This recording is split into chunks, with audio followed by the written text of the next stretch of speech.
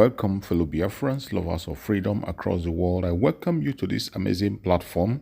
Thank you so much for joining us wherever you are joining from.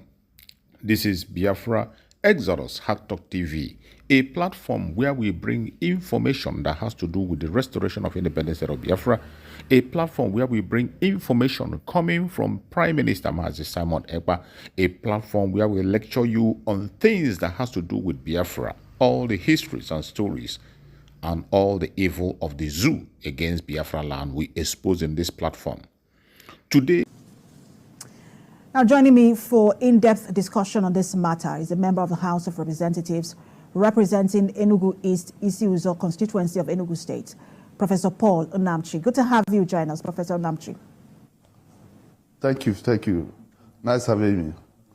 Nice to be here. So before we get into this request by the 50 lawmakers, this particular case has been on for years, from the time where he was first arraigned, I think that was 2015, to when he was, rearranged in 2021 after he had, they said he had jumped bail. There had been attempts at political solution. What happened in those situations? No, however, I'm not trying to. Are you asking me or are you asking? It's a question. Are you with me? Yeah. Yes. Well, okay. I think most times activities will have a remote and immediate. But for now, we're facing on what we're dwelling on is not now on the past because we want to have a solution, a final solution to it. But I want to also tell you that what we have it is let us take politics completely away from this and look at it from the security angle, which I also think that the present administration has been trying to quell the insecurity in the country. In doing this, there is a kinetic and non-kinetic approach. What those of us in the National Assembly have been doing and what the current administration will be doing through the CDS, which I know, have been using both kinetic and non-kinetic means. Just from a few days back, there was this number of terrorists have been killed over the past 1 year. That is true. That has been working. But at the same time, it hasn't given us the required, it's not an all-out complete approach. So what we're advocating is to also apply the non-kinetic approach, which the Chief of Defense Staff also has also been advocating for. That is not just one, and is a person quite close to me. What I know closely, and he has achieved a lot with this approach. We're advocating that in this his release with that form of non-kinetic approach. Let us just know what is happening, whether it is just some criminal element working or the other. So if you don't release him, it's difficult for you to ascertain who is exactly the people responsible. And I've also heard from people around Nnamdi that he doesn't support insecurity in the southeast. But how will you be sure when he's not being released? You can only be sure if he's released. You now know what the motive of, if there is any other thing happening, insecurity happening, you will not find out what is the motive. Do you understand me? That is, we're not dwelling on the past, whether jumping bail or how it happened, or what led to it. What we are looking at, the security aspect, you say the whole government approach. If I may come in, Professor Nnamdi, just a minute. My question was not necessarily about him jumping bail. My question was, there have been several attempts at an out-of-court settlement by elders of the Southeast. They had even gone to see, I think it was President Buhari at that time, but it looked like nothing came out of that meeting. And I was asking why. Is it that the previous administration was not open to an out-of-court settlement, or there were agreements or conditions that were not met? That was the question. No, I'm not aware of any condition that was met or that was not met. And I'm not aware, I was in the lecture room as a professor at University of Nigeria in Nsukka when Buhari was in the power. So I'm not in the know of what's the framework of the government then. But now I'm just looking at what it is that this particular government is looking at and what, as a lawmaker joining in the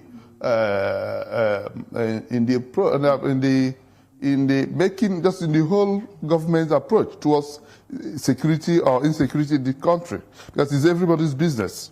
It's both the press business to also offer security for our people. It is also the business of the religious bodies. It is also the business of the traditional rulers. So it is business of the legislature actually, and executive, to have, and the judiciary of course, to have peace in the land. It is in that aspect where personally I'm coming. I'm not going on the political solution. No.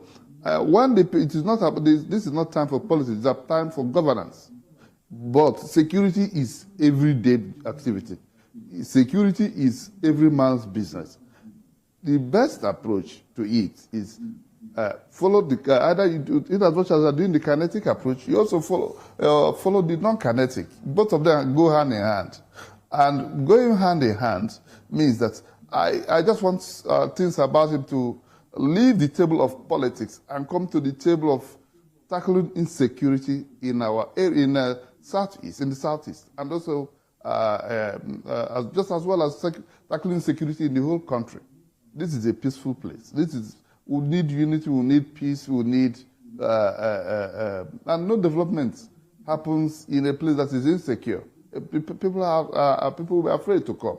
And I've also known from just as I said, that he himself, from the information I've gathered around him, and professionally, I also think that he's not in support of insecurity in the southeast.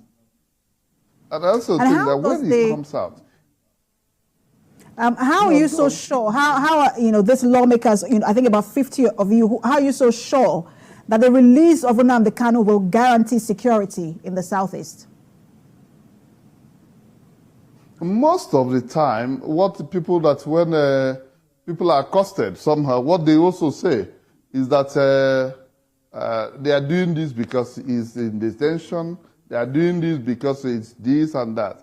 And it's very easy to brainwash people with this type of activities. That because this is of course he has a group that he leads. That is not just a small group, but at the same time, if those groups are being agitated based on one reason or the other, the only thing we can do is to find out, this has happened over some years now, that we will now have the option. Please, why don't we get him out first and look at what other reasons? You will now know if there is any other reason where there is insecurity or not. Because that's the only reason people say that they are fighting for, or like the famous other things that are being done in the southeast. They always trace it because it's being held. But himself is a peaceful person, and he has said it. And when he has indicated interest of out of court settlement, I think what else do we need? That means that he's also willing for peace. He's also concerned about what is happening, concerned about insecurity and others. So I think the best approach would be to get him out, and let us see if that will still continue. And I believe that if he comes out and people see he's out, and not just barely doing politics with his name and going to do this and that around him, we should remove politics aside. When politics comes, we play politics, and the people will decide where they are voting and where they are not voting. Instead of that, let us face facts. There is insecurity in the land. There is insecurity in the southeast. If you see any mode at which that will be tackled, why don't you exploit that opportunity? That is the area I'm coming from. And having looked at it, that security is everybody's business. Security is the whole government approach towards security. Is that security is everybody's business, including yourself and myself. And it's that quota we are just reading. Please, the federal government, please, can you please help out to release him, and let us see if there's any other reason why there is insecurity. If you go towards some other areas of the country, you can. There are those who wonder if Nnamdi Kanu still wields as much influence as to causing some level of disruption in the security in the Southeast, upon his release, because of the Simon Ekpa factor, which many say now that has now compounded the situation? Well, you will only identify that when he's out, not when he's still inside. That's what I think. And by the way, you don't hear of Simon before now. So I think if he's released, then that question will be right or wrong. At this moment, it is neither right or wrong till he's out. So I don't know this political group. I don't know how many they are. I don't know, but let it be released first. Then we should be able to know. The question will now be answered that it is that he controls this number or that he doesn't control this number. But the basic thing is that he's incarceration for a long time. It's also part of it cannot divorce it from the security in the Southeast. And if for example, this, because there is, he's also asking for an out-of-court settlement, and then they're looking to say, oh, look, these conditions must be met. Would you, those of you who are the 50 members of this group, would you push him to take those conditions just for him to be released? Well, I think every condition is towards getting peace in the land, towards getting peace in Nigeria, towards getting peace in Southeast. I think he will not be averse to the condition that will bring peace back, will bring development back, and also bring in unity of the country, because it's also part of the unity. It's also towards galvanizing unity among our people, among the Nigerian, because there's no peace where there's insecurity. I think I haven't seen any agreement drawn by the federal government about his release, but most of the time, that's if he's out, it is enough agreement that he's out. His followers that have been agitated, that some of them have been, they are also in several prisons, they're out. And so also those that felt that some of the things that were done in his home, and some of the people that have been killed in one way or the other due to that agitation, he's the de facto person that could also is a key player towards his release is a vital point towards stemming those insecurity, and also he is also working with may also help the government to stem those tides, because I just think that you must explore all the options for peace and options to have peace. The CDS has been doing Operation Udok and all this. This is also part of it. Part of it is releasing him, giving him a voice. Why does I have also looked around him and from information I gathered around people around him. They said he is against insecurity in the Southeast. But how will he be? How can he stop it being inside the incarceration? People are saying, hey, release. There was sometimes you will say news. Whenever he goes to court, you hear a lot of people coming, you hear comment, people are glued to the television to see what the outcome of it. I also know there was one time we're doing our campaign. There was this news that there's one court case, and there was this uproar of joy in certain areas. These are the type of things. These are key indicators, because when you are negotiating, when you are doing things with non-state actors, they don't have uniform. You don't know their organization, you don't know the cells. But when such person comes, as he commands a lot of respect among them, please give peace a chance. I think it will go a long way towards having peace in the Southeast. The first part of this conversation is that his release will lead to some level of peace in the Southeast. But there's also another part of the conversation, which was what led to all of this in the first place, which was the agitation for secession. If he's released, do you think that also will lead to a drop in the agitations for secession? I don't think when someone says he will now opt for out-of-court negotiations or out-of-court settlement, I think those ones now be tackled. He's not saying that he's out, that he's now coming for out-of-court negotiation for cessation. It is a certain out of court for peace.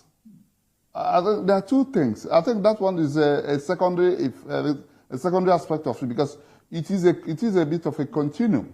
The first one is coming out. The second one is how do you achieve a long-term peace, and also peace that is stable. That's what it is. But you have to do first and first. In any process or any developmental initiative, it's also you do the first thing. That's the first part of the issue. Then the other one comes first. He has not. I think some of those he's coming out, and the certain aspects of developmental initiative will do a lot of ways to mitigate against things about agitation, because people agitate for a reason. However, democracy is not different from the life of other people. When people feel that they're not getting the dividends of what they are, and they are not having things that will encourage them to live in peace, I think, I will tell you, just like one person, somebody that feels that his, excuse me, somebody that feels that his tomorrow is better than today will not go and carry any weapon, because he wants to live to see the tomorrow that he's aiming to have. I think it's just about, the whole thing boils down to maybe having good governance, having dividends of democracy, seeing that the government works for us, all of us, and not seeing if there's any aspect that maybe people feel that government is working for the privileged, or government is working for the few of a particular sect. Then that's where those things come from. But those ones are not an issue now. What is the issue is release him and let us continue the act of governance, and there will be development that is encompassing, that is in every part of the country. I think those things will die down. Nigeria is not the only place that's agitation. There's agitation, but the government do a lot of developmental efforts to. I can tell you when Yaradua started the idea of in Niger Delta, there was a lot of agitation, but today you don't see it again. I also believe that if we go that route, it will say. I also commend the CDS for the work is doing in the Northeast and also currently in the Northwest. Those things will, because those areas they have used both kinetic and both non-kinetic, and it's working well, and there is a bit of stability in those regions. This is what exactly we are preaching. This is exactly what we are appealing for. That let him be released, and as a means of as a type of non-kinetic approach. So that his release, his release, whilst we are advocating for his release, but that cannot be a one-size-fits-all solution. What has been done whilst you are advocating for his release, what has been done in the Southeast to create or to foster dialogue and then create an environment that is conducive for reconciliation and growth? Come again in the question about what is happening in the Southeast. I was asking that whilst you are still advocating for his release, what is being done at the moment to foster dialogue and then create an environment that is conducive for reconciliation and growth? No, you don't. Those things. This is part of the sensitization, and this is that is it. But he's a very important key player in that aspect of dialogue. This is a part of the sensitization. This is part of informing the government that it is. This is what I will call an encompassing process, where both the legislatures and some of most the community leaders advocate that if every other thing are being done, this is also be done, and it becomes part of the dialogue. It becomes part of the because remember the famous equation where you say that you don't shave people's hair in their absence, and that's what I was saying. If we go there, if he is there, he has people that he will listen to him among those people. He is a man of respect, so I think that when some of them sees that he's released, there is a lot of joy and there's a lot of acceptance, even towards that dialogue you're talking about, and even towards stability. Because you also need the governors, the government, and people of the Southeast They are people of peace, actually. Anybody that likes development, like peace. And that's what, you'll agree with me, if you look around the country, you will see that a lot of members of, just every other person love development. But also the people of Southeast are people that are striving for one height or the other with intent to achieve development wherever they are. So I think that everybody will be happy if this is done. It's not just the Southeast, because other members of Nigeria are in Southeast. But when we talk of Southeast, you think it's just maybe Igbos alone. No. You have Hausa in Igbo land. You have in Southeast. We have Yoruba in Southeast. We have other Ibibios. We have thieves. You have every part of the country, just like Igbos are in the other part of the country. Those people are also there. All of them need peace. And we have to live in peace in the country. We need peace to achieve meaningful development and also to achieve what we set out to in the governance of the country. Are you following up on that letter, Professor? Are you following up on that letter to the president, and what sort of feedback do you have? Well, we haven't had the reply from him, but I hope that the government is listening.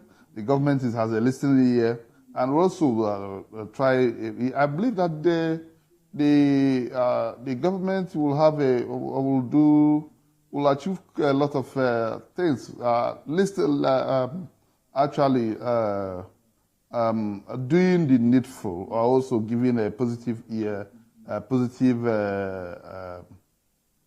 positive direction to, or positive response to the idea of releasing him, because we've not said, there's nothing attached to the letter apart from the fact that it is a way of bringing peace back to the Southeast. And I also know it has done, a lot of things have been done also in other parts, where you have like in the Northeast before, where you have people that are repentant, Boko Haram and all those stuff, and also bandits. People surrender. This one, he has also indicated interest that he would like political solution.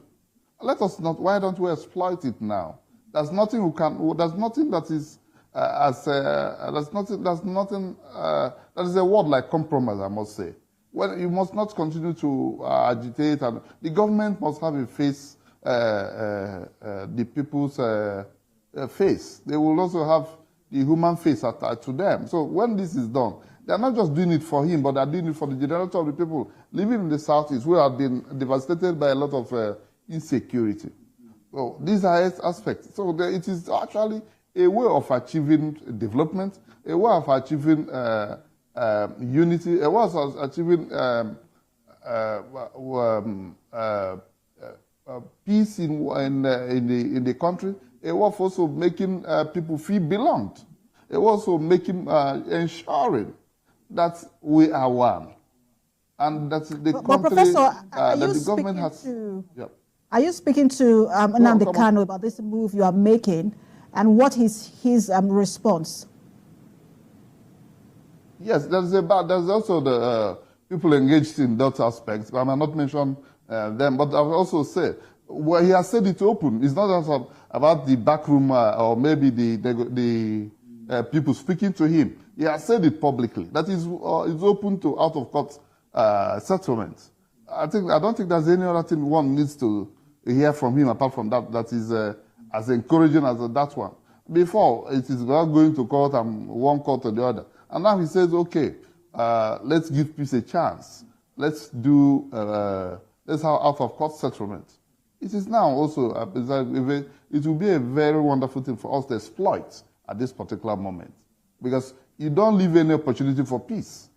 Because when you leave any loophole for peace, then are you looking for insecurity? Are you looking for this enchantment? Most of these things are also tied to the fact that the people are disappointed that they don't get what they deserve as a people, or that they get what they need. They should ought to have gotten as a political in the governance of a place.